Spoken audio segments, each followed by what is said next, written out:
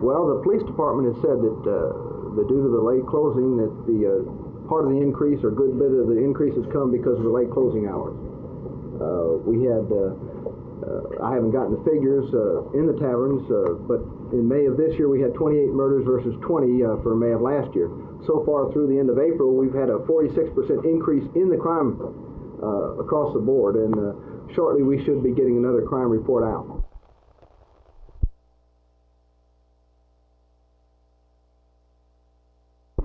Teal, apparently we gave more facts than most of the cities did. I noticed in one of the news articles that some of the cities did not reply at all.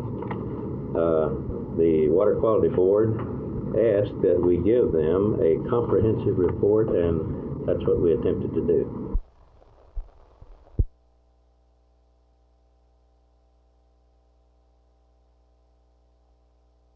We're trying to conquer, divide and conquer, but I think we have indoctrinated the people to the point that they cannot be fooled anymore. Housing Authority says that they have already cut the rent. Right. Your group says no. Right. So this is why the strike is on. And it will be on until we get all the demands. Better playground facilities, get the yards cleaned up, grass planted, and all these things. Better lighting, get all abandoned cars towed away.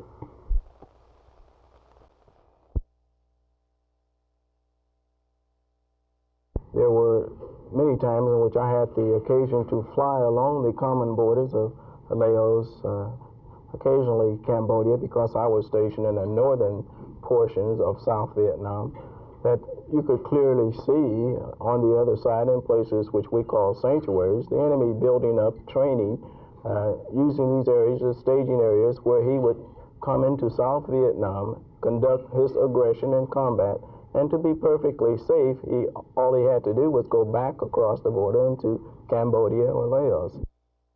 I think the build-up there has been going on for several years. However, I think now that the enemy is aware that we are trying to Vietnamize the war, he has exploited this, at least having knowledge of this, he has used this to also build up and prepare himself so that he probably think that he can make the Vietnamization program fail. But I don't think he will have the opportunity to do this now that we have gone into Cambodia.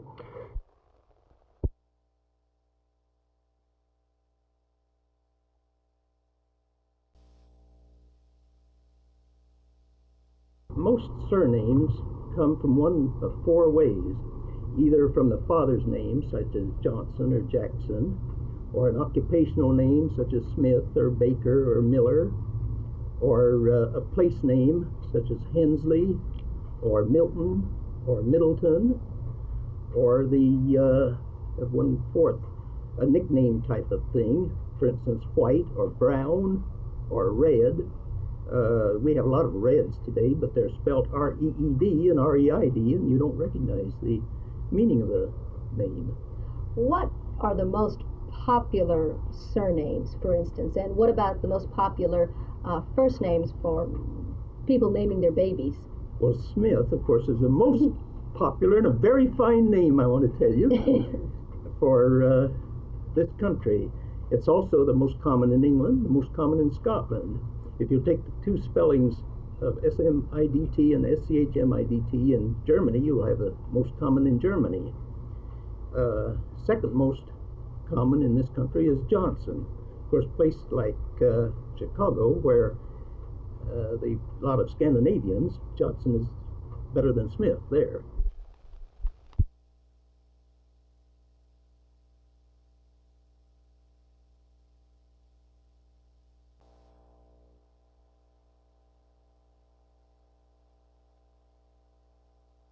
I think that Dallas has been pretty much of a leader in this field. We established an industrial waste ordinance before it was established in any of the other cities. It has been followed in many cities and in Texas. And Dallas is, I know, far ahead of many of the cities in other parts of the country.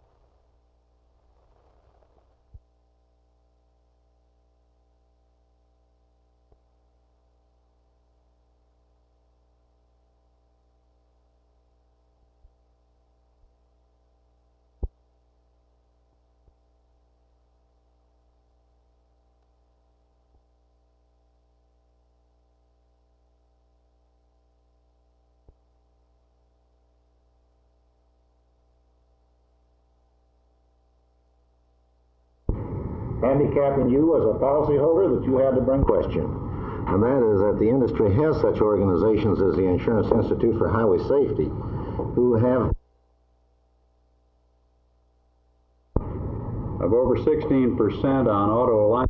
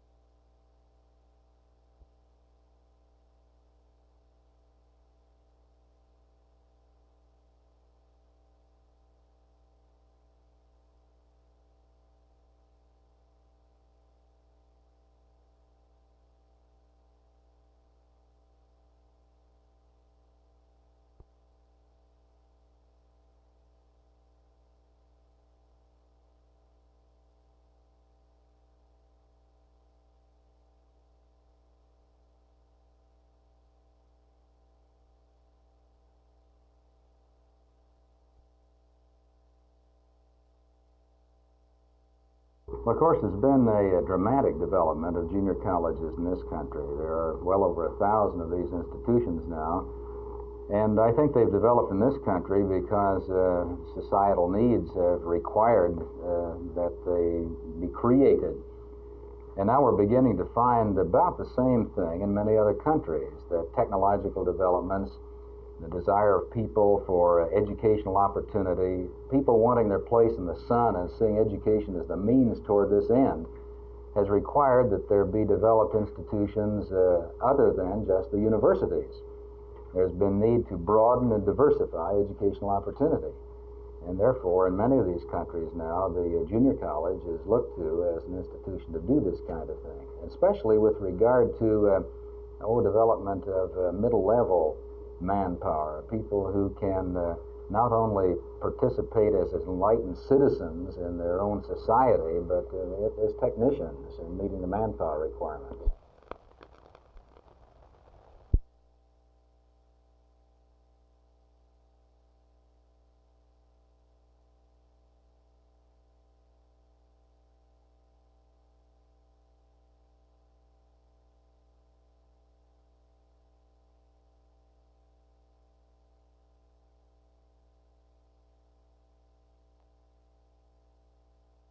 The figures, the city manager's office has told us that the figures show that since we've allowed the taverns to stay open at night, we've had a tremendous increase in the murders in that particular area. That's been the startling increase of the murders have been the ones that happen after midnight. Do you think then that perhaps to curb crime that there ought to be more earlier closing hours? Go back to the old hours. Well, Teal, that I think is an Austin problem. They're the ones that have put the closing hours into effect. It appears to have had an effect on some of the violence here in Dallas.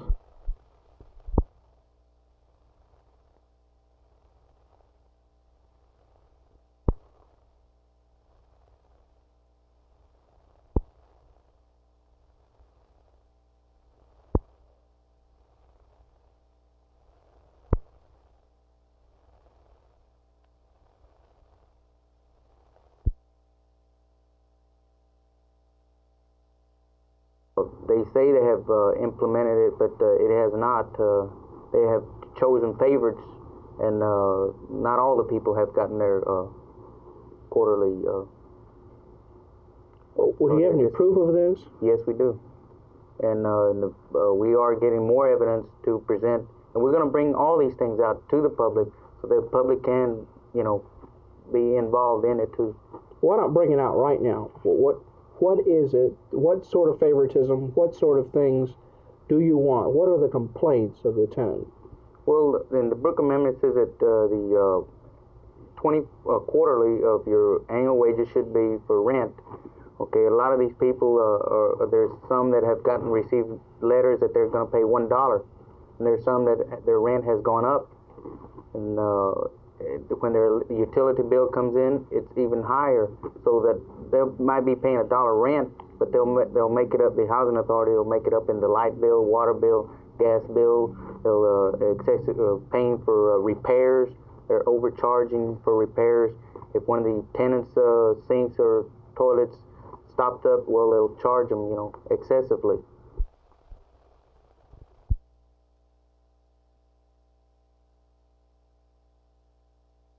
I mean, we fight this all the time, but we can't tell the doctors that they should cut their fees, or if the hospitals should cut the price of the rooms, or that the garage man can cut the price of his repair charges. He has the same problem with the labor costs. Hospital has the labor costs. So unless you can stop the spiraling costs, there's nothing we can do. Now, as an industry, if we got together and tried to have a common source for repairing cars, there'd be an uproar and a clamor, because we tried to do some of this a few years ago and were immediately told that we could not do it.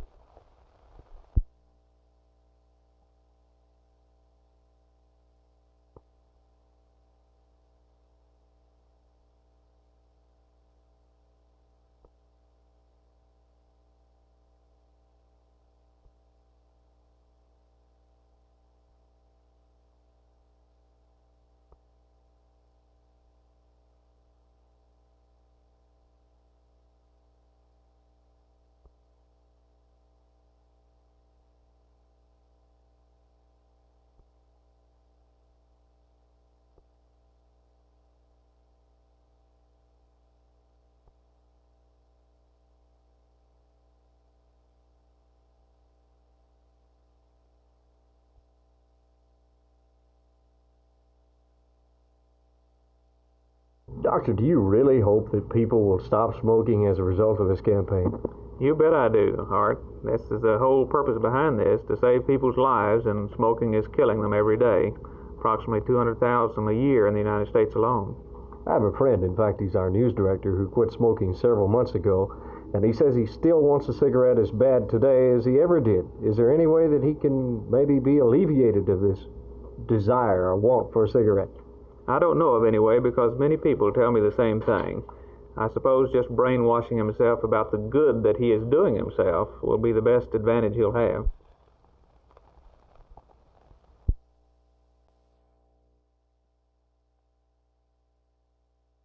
There are a number of things that came to light, however, in an interview with Mr. Bell. He is a lawyer in Dallas, although he says he is a resident of Lincoln Park.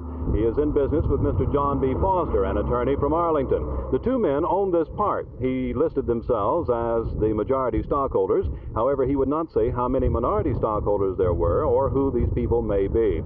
He did confirm, though, that they are the two major stockholders. They are the two major stockholders in this liquor store. They will be the two major stockholders of a pizza parlor to be installed at a later date.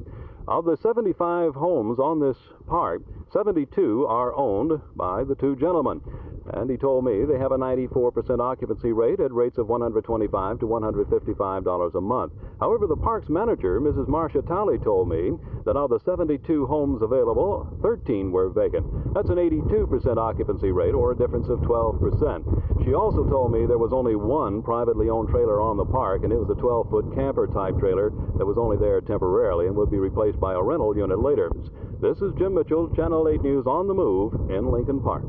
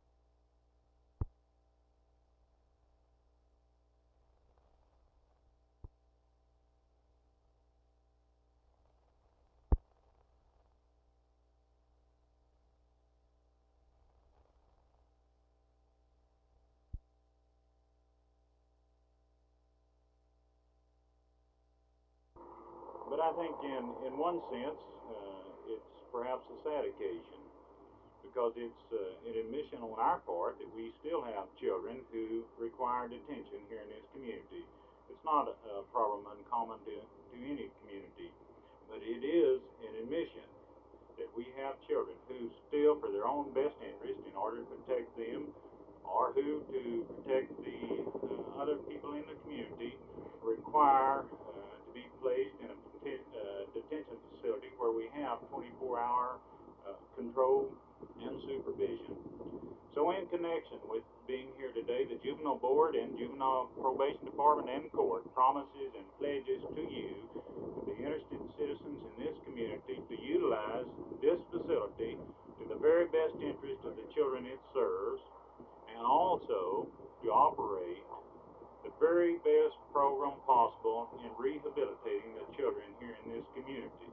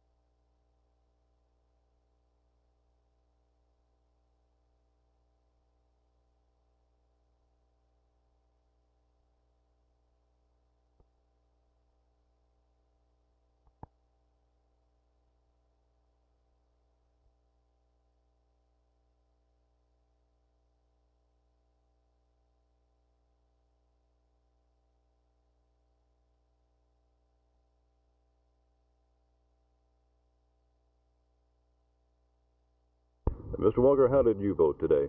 I'd rather not say. You would rather not say, but of the 18 people who have voted, I understand there are 28 registered voters. What is your feeling of the trend? Well, from the people I've been able to talk to prior to the election, both seem to be pretty favorable for the consumption of alcoholic beverages. And Mr. Walker, since you and your wife are both teachers, what is your feeling about the park going wet? Well, it's my feeling that there was a lot of need for it because of the large area out here and being dry. And there was a lot of people that were traveling back and forth between there and Dallas, and it caused a safety hazard. And I feel like it's really going to be a benefit to the community. How long have you been a resident? Since September. Now, the park incorporated in March, and of course has now called this liquor election. Do you feel this is going to cause an influx of inhabitants of Lincoln Park? No, I don't see why it would. We're running pretty close to full capacity right now, and there's no plans in anywhere in the immediate future of moving any more trailers in. At the current time, there will be one liquor store in Lincoln Park that will be owned by the owners of the city or the landowners of the city. Does this bother you? No. And this is Lincoln Park's liquor store, or at least it will be in another 3 or 4 weeks. Just as sure as this building is standing here with its intended purpose, that's the way this election is going today. As a matter of fact, you have two levels of operation. One is the ground, which is as it is today, and the other is the whole air safety or air lack of hazard area that's raised above. the airport, probably, some given distance, like 150 feet or something like that. And then from there, everything planes out and begins to disappear into the altitude as you get further and further from the airport.